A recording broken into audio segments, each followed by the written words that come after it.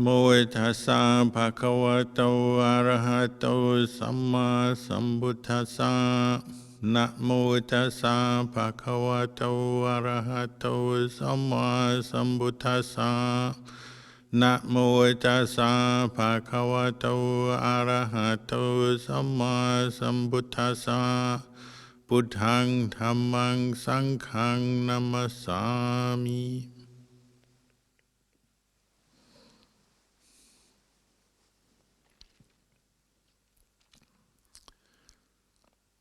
Blessings to all of you listening. I think today is the 25th of April, 2021.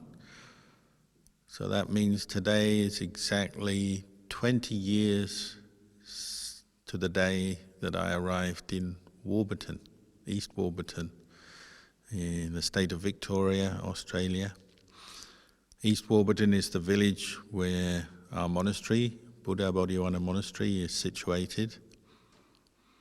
And so this year we're celebrating 20 years of Bodhivana Monastery. Actually began with the offering of the land, that the original forest land that the monastery began with. That was back the 5th of December, the Thai King's birthday, 2020, when Jeffrey Tan, our president, travelled to Thailand. You could say the roots of the origin of the monastery even stretch back before that to 1998, when I travelled to Australia with Luang Por Anand as his attendant and translator. He was invited to come and teach Dhamma and meditation in different places in Australia in 1998. And it was the meeting with Australian Buddhists, getting to know people around Australia, that led to the invitation to come and live here in East Warburton. So we, after the land was offered, we were waiting in Thailand for a few months until Luang Por Anand's birthday at the end of March in the year 2001. And then on April the 4th, got on a plane to Australia and stayed at Jeffrey Tan's house for a few weeks because we had nowhere to stay, because the land that was offered was forest land. And we managed to rent a 2-bedroom cabin over the road from the current site of the monastery. So for the first year, the monastery seemed to be like a small cabin under the trees on the opposite side of the valley in a little road called Rainbow Trout Avenue.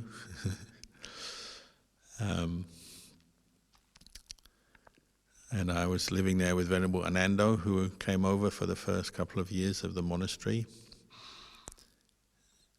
And also Mr. Su, who became our first Anagarika and helped to provide food, because when we began, just for the first week or two, there were only a few people coming up to offer food.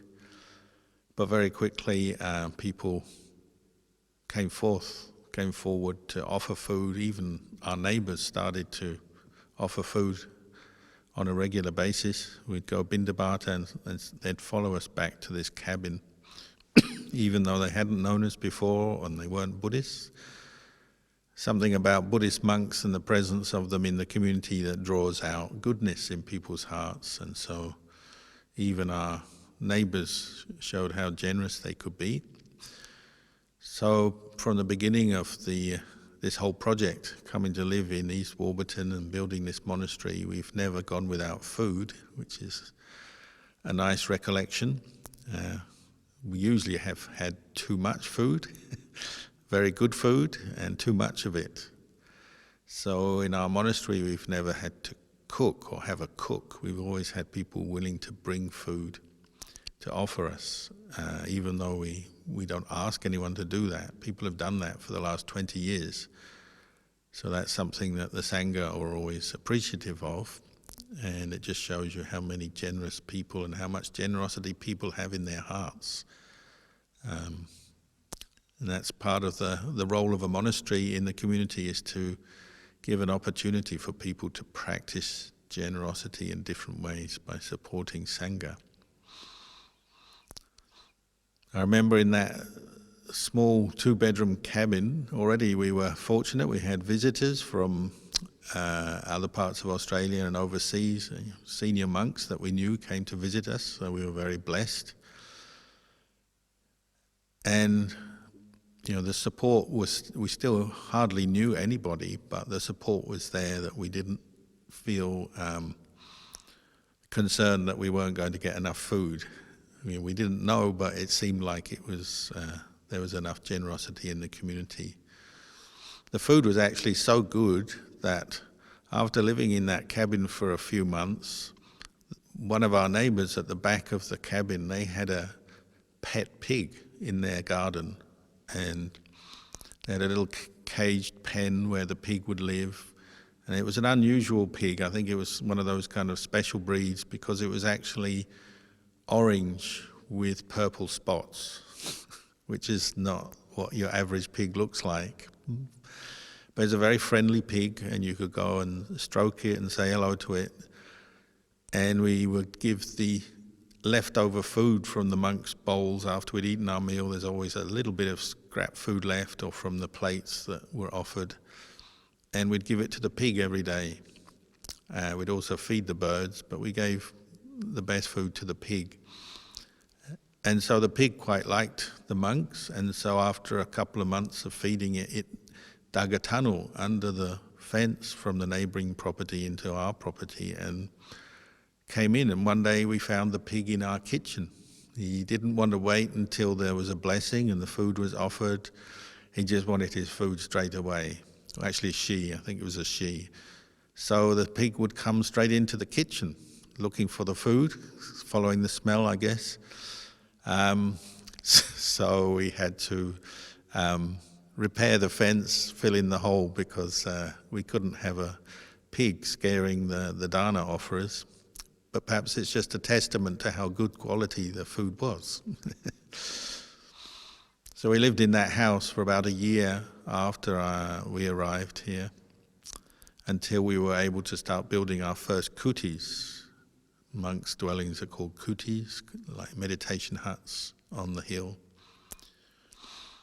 I remember the very first day, myself, Venerable Ananda, we walked onto the forest.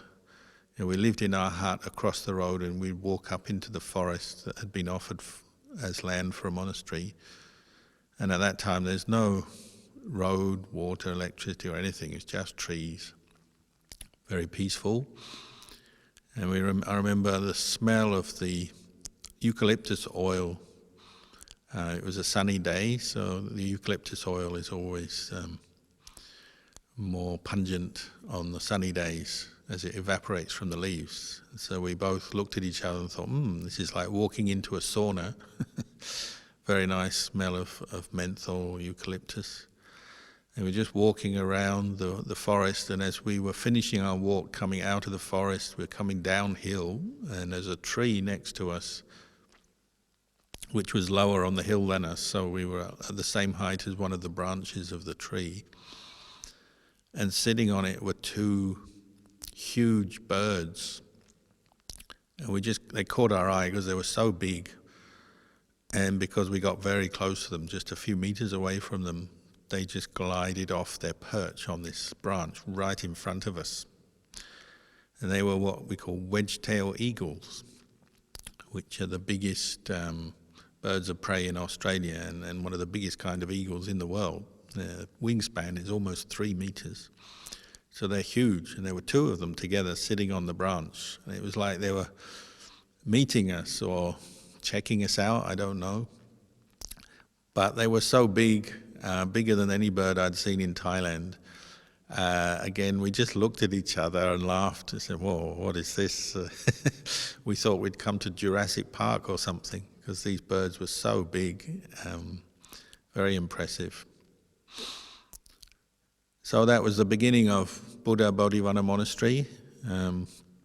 20 years ago to this day that I first came and stayed here in this valley.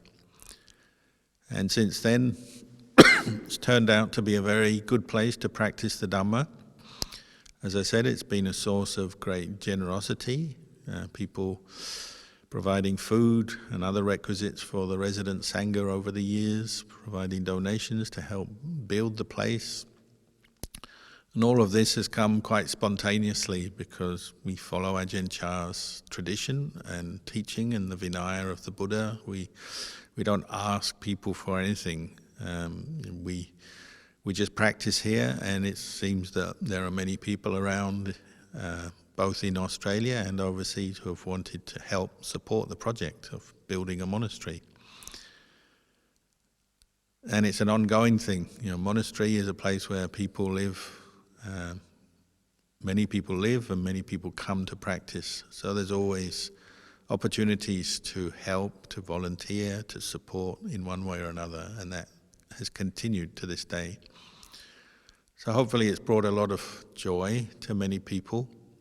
But of course it's a place of practice, and generosity is the foundation of the practice. Kindness, compassion, these qualities one is developing every day, and a monastery is a very suitable place for that.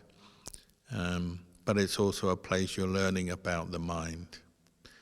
You're training and developing the inner monastery, as it were, making your mind strong in the Dhamma, just as we were practicing meditation just now, and I was talking about the development of wholesome or skillful states of mind. The reason we come to live in a forest like this is because it's a quiet, conducive place for the practice of meditation and training the mind. We train in Vinaya or Sila, learning to live in a harmless way where we practice restraint, moderation, contentment in our speech, our actions, so that we don't hurt ourselves, hurt others, consciously or deliberately. And then we train in mindfulness every day. And a monastery is an ideal place to develop mindfulness. Not that you can't develop mindfulness at home, like you have been tonight as you practice meditation, listening to this talk, or at work, or anywhere in the world you can practice, of course. But a monastery is a place that tends to be quiet and set up for that practice. So over the years we've seen the benefits of that. Many people have come to practice temporarily or even become trained and ordained as monks. And you see the value of the practice over time as people keep putting effort into developing mindfulness, living in a virtuous way, a restrained way, harmless way, living celibate life, giving up a lot of external activities, entertainments and duties when they're in the monastery. They can really get down to practicing the Dhamma and developing this quality of mindful awareness combined with wisdom. And you can see over the years it's had its effect.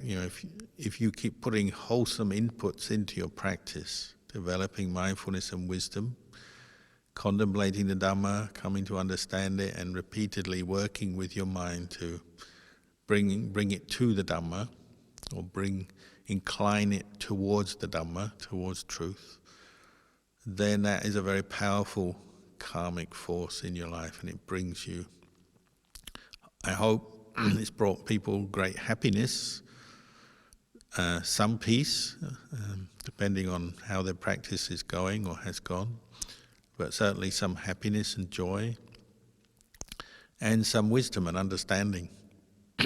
And one of the things people say over and over again is that they find it useful to have a monastery, access to a monastery, a place where they can go from time to time. Most people can't attend a monastery every day if they're living at home, but they can come from time to time and listen to the Dhamma, practice meditation in a suitable environment with people who are practicing mindfulness, keeping precepts on a daily basis.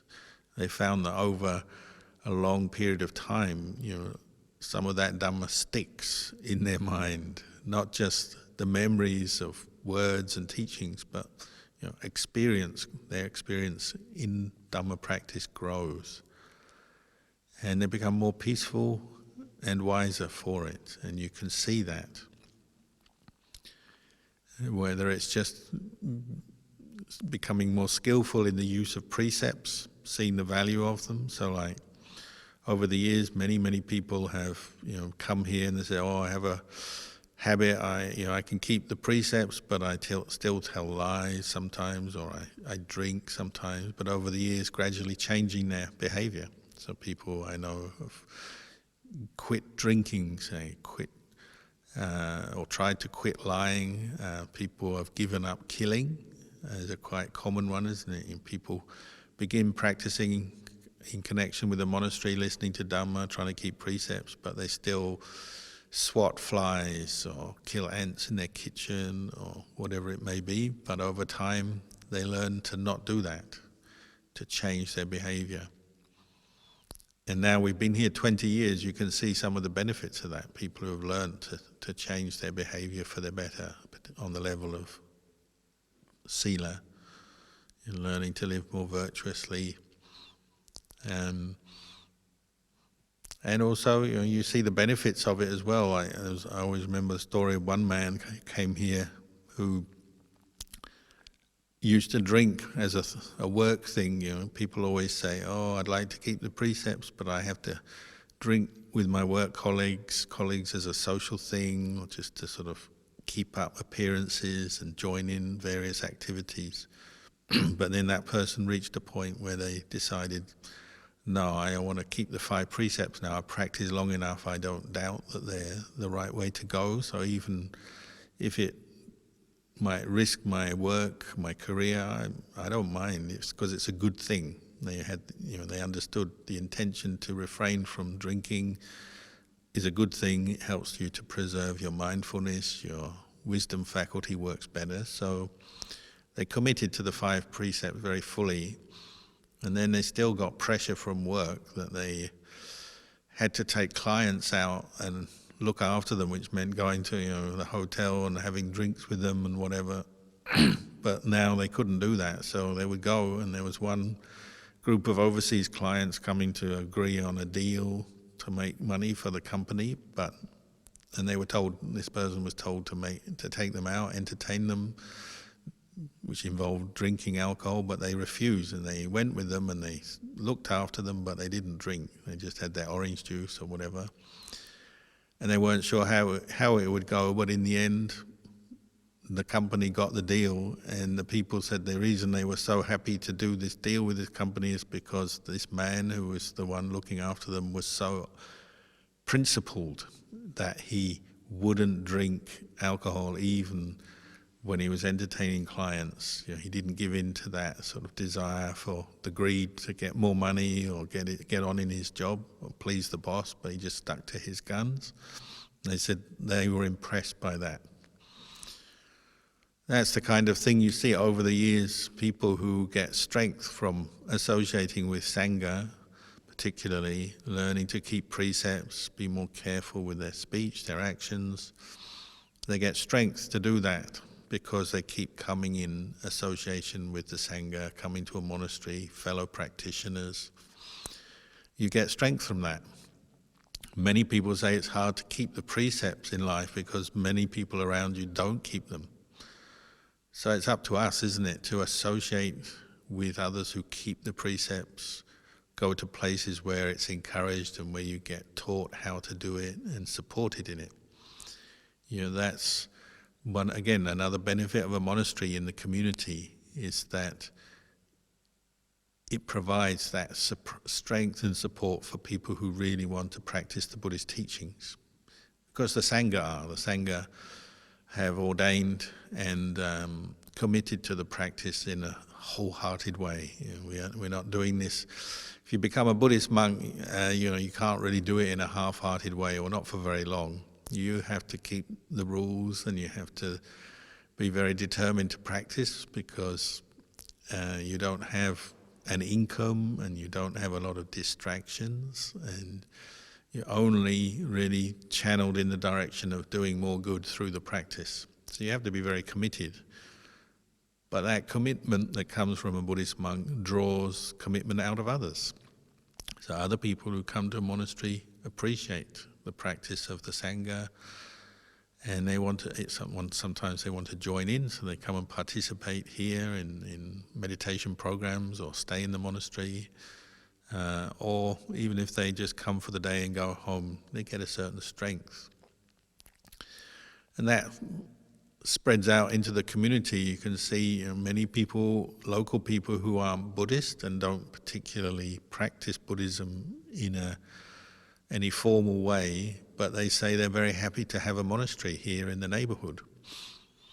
One interesting thing that happened that the first year that we lived here, we had to make an application to get permission to build a monastery on the property, because this property is forest, agricultural land. It's not zoned for a place of worship or monastery. So we needed a permit for the buildings and just to use the place as a monastery, which was quite an unusual thing.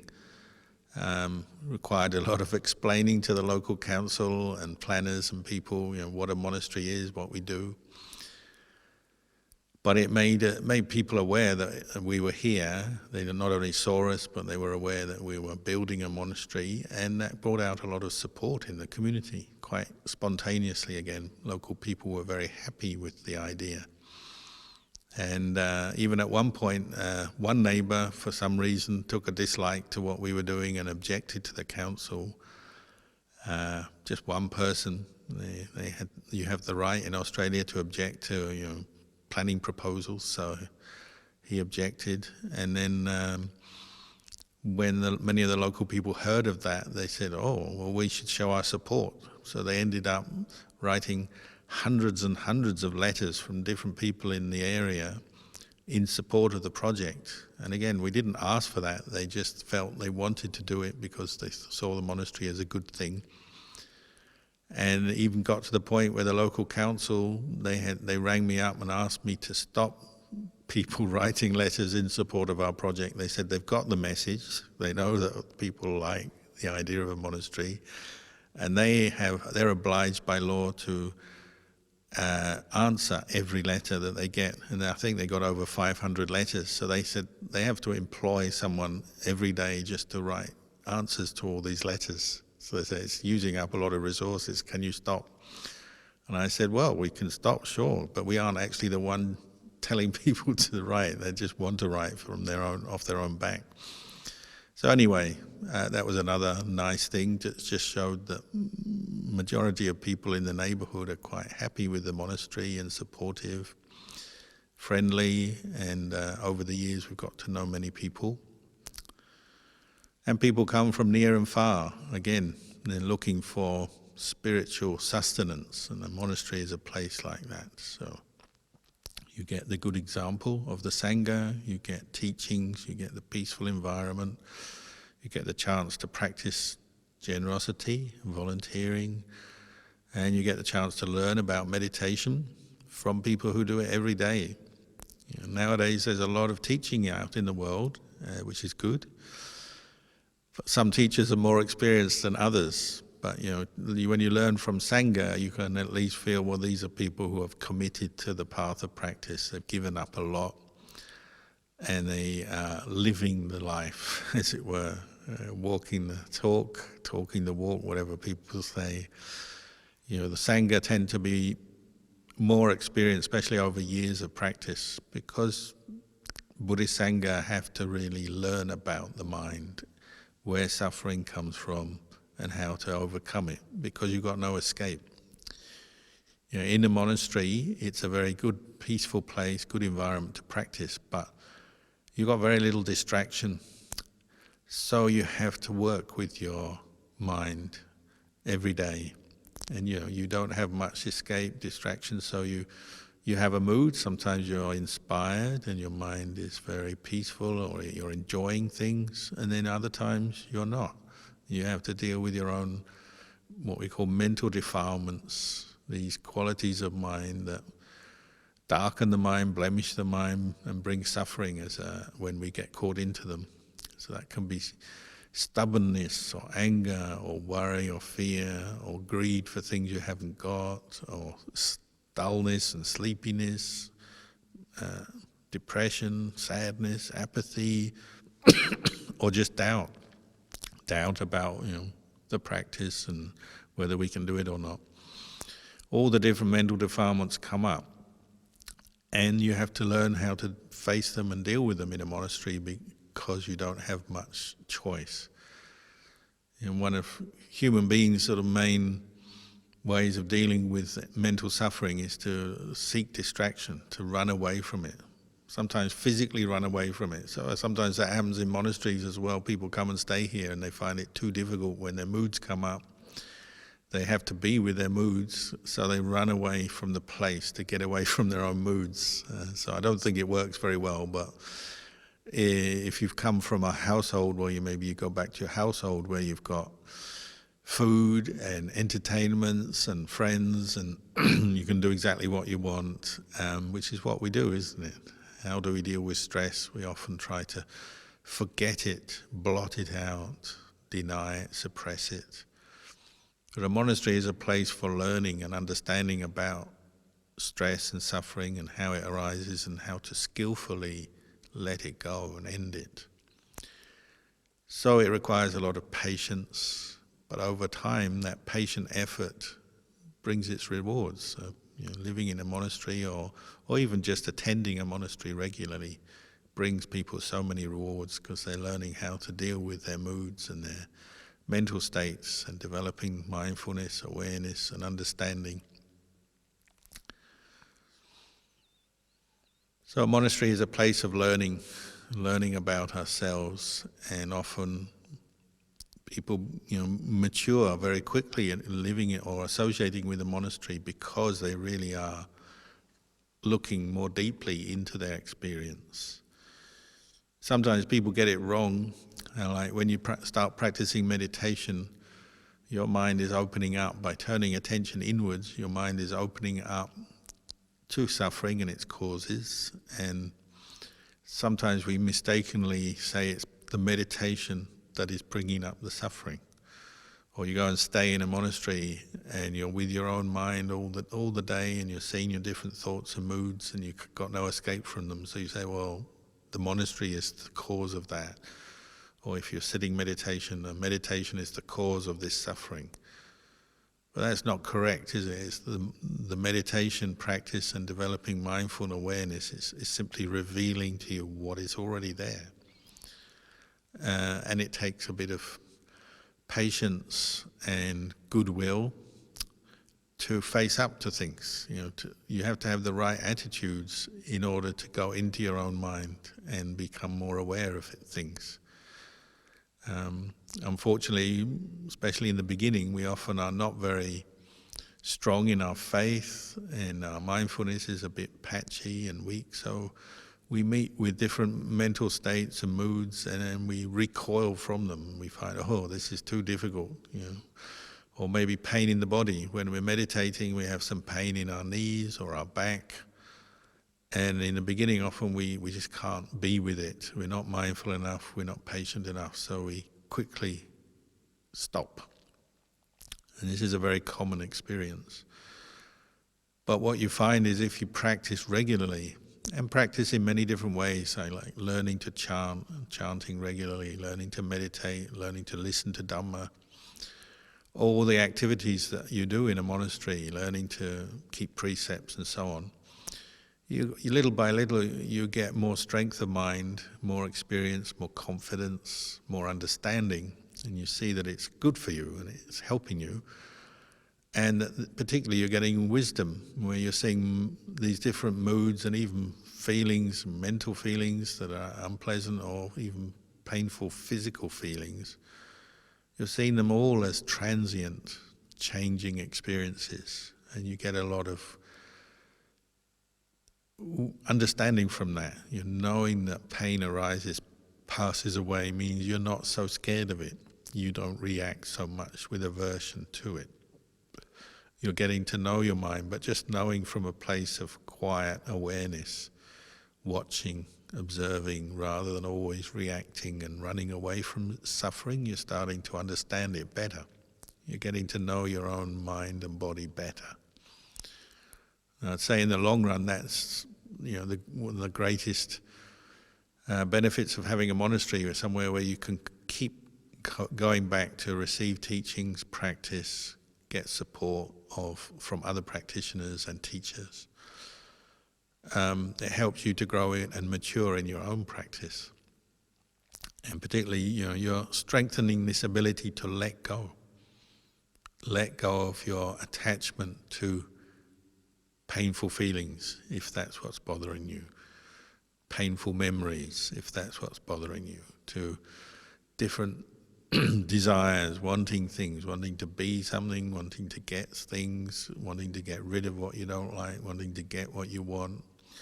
All the mental suffering that's constantly bothering our mind, you're learning how to be more aware of that and let go, rather than always be a prey, a victim of your own desires and wants and attachments. You're learning to see through them and let them go. So this is putting the Four Noble Truths into practice. And we do that every day, and when you're practicing the Dhamma, wherever you are, you're learning to see and understand the Four Noble Truths in your experience, to understand suffering for what it is. And there is suffering in life. We don't get everything we want. We can't have everything we want. We are constantly experiencing things we don't want and don't like. And we're constantly not getting our desires and wishes fulfilled. This is suffering, but you're getting to know it as suffering now, as something to learn from, turning it around into something good, rather than just always being a victim and just sort of feeling worse and worse because of your suffering, but actually knowing this is the way it is. When your mind has an attachment, it leads to suffering, because your mind is clinging to that thought, that view, that feeling, that memory. You start to suffer. When you have enough awareness to let go and not identify with it and not make it into a self, a person, a being, me, us or them, me or you, but just knowing it as an experience, having enough mindfulness to see it as an experience that arises, passes away, and it's gone, and then you get true insight into the Four Noble Truths. You're seeing suffering, its cause, but you're also realizing the end of suffering by practicing the path, bringing up mindfulness and developing insight. So this monastery has been here 20 years, so me personally, and then other people who have lived here and practiced here or visited and practiced here, we're talking about hundreds of thousands of moments of insight that people have had over 20 years, seeing a bit of pain, but mindfully letting go of the aversion to it or the attachment to it, seeing a desire for something that you haven't got, but recognizing it as the cause of suffering and letting it go. I don't know how many times, who could ever get that statistic, but how many times that has happened over and over and over again. And then you see the results. People sometimes develop very strong samadhi and have a very still state of mind that really proves to them that the human mind can let go of its attachments, and they get this inner peace that maybe lasts for quite a long time, and their whole body and mind becomes very relaxed, very still, very peaceful, blissful, and they gain clarity and insight from that. Maybe they gain some insight into the nature of this body, that when your mind is still, you can turn to see that this body is made up of the four elements, and that you don't really own this body. Those elements go according to nature. Every day the body is aging. If you don't feed it, you feel hungry. When the weather's cold, you feel cold. When the weather's hot, you feel hot. These are just natural experiences that half the time we're just attaching to a self, identifying with. But When the mind is more still and mindfulness is strong, you can see this is not self, this is just nature at work. Little by little letting go of attachment. People have experienced that. Sometimes they get clear insight, maybe they get a vision even. Some people have come and meditated and they've seen themselves as a corpse lying there, and they know, oh, one day this body will just become a corpse. It's not mine. Ultimately, I don't own this body. It's not mine to control and do what I want. Other people, it's maybe material things that they attach to or people that they attach to, and they just have some clear insight into the impermanence of all that we have and love in this life, and seeing that separation is inevitable. The result of all this insight is their mind becomes calmer and peaceful, if only for a time. And it changes for the better. Their wisdom matures a little bit from those experiences. They start to relate to the world a little bit differently because they realize wherever you attach, you suffer. So there's one lady who came here who practicing meditation for many, many years, chanting, meditating every day, had great faith in the Buddha and his teachings, and then her husband got sick with cancer. And she nursed him for about a whole year. She just dedicated the whole year to looking after her husband as he was slowly dying, out of great compassion and gratitude, because they lived together for many years. She nursed him until he died. And all that time, she was still practicing the Dhamma, listening to the Dhamma, meditating when she could, when she had free time, trying to keep the precepts. And then once the husband died, they had a funeral, and at the funeral she was calm. Before the funeral, after the funeral, she was calm. She wasn't crying. Some of her friends even criticized her and said, "You should be more sad, you've lost your husband, you should be crying," because that's normally what we expect from people when your close loved ones die, you cry, but she wasn't. So they were suspicious of her and even critical of her. So someone asked her, "Why aren't you crying?" And she said, "Well, I'm sad, but I'm not so emotional that I have to cry, because every day I've been reciting these verses that we are all the owner of our karma and we are all subject to aging, sickness and death. Every day I meditate on that. Every day I've been preparing myself for the death of my husband, practicing mindfulness, reflecting on the truths that the Buddha pointed to. And the result is that there's no point crying, because I already know we have to separate through death. I've been meditating on it for this last year, and even before that, through practicing the Dhamma. So sometimes you do practice over a long period of time, you gain results, but other people don't always recognize them or understand them. Maybe they haven't practiced that much for themselves yet, or they misinterpret what they see. But actually, the more we practice the Dhamma, the more peaceful the mind becomes, the more we see reality, the more we see the way things are. And we have to accept everything in this world is impermanent. This monastery is impermanent. We hope it will last for many, many more years to come, and I think it will. But still, you build something here.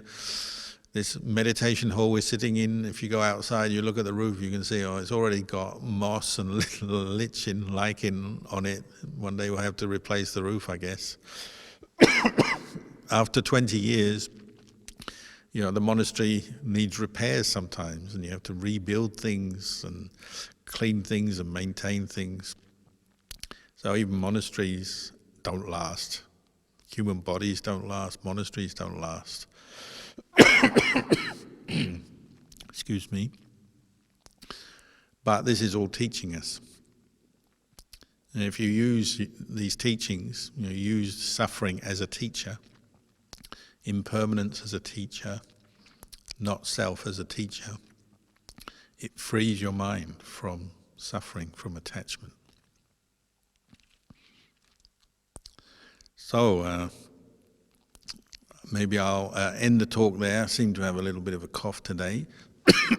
But we can dedicate the merits of our practice tonight to everybody who has come and practiced in the monastery and benefited from it, and all the people in the neighborhood. We share the merits of our practice with them. May this monastery be a cause for many people to awaken to the Dhamma in years to come. And may all of you awaken to the Dhamma and free yourselves from suffering. And we wish you all well, and may the blessings of the Buddha, Dhamma and Sangha guide you and protect you.